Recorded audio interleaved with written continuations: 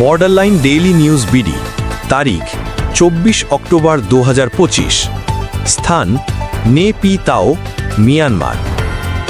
আইয়ারওয়াদি অঞ্চলে এ সন্ত্রাসী ঘাঁটিতে মিয়ানমার সেনাবাহিনীর সফল অভিযান, 17 জন নিহত।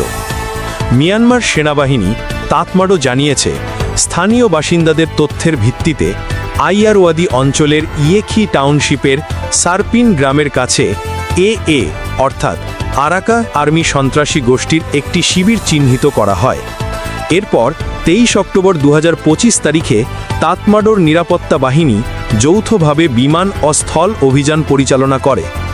আক্রমণের ফলে 17 জন সন্ত্রাসী সদস্য নিহত হয় এবং ঘটনাস্থল থেকে বিভিন্ন ধরনের অস্ত্র, বিস্ফোরক মাইন ও চা ভিত্তিক বোমা উদ্ধার করা হয়। এছাড়াও উদ্ধারকৃত নথিপত্রে দেশবিরোধী কার্যক্রমের রেকর্ড ও প্রচারণামূলক উপকরণ পাওয়া গেছে।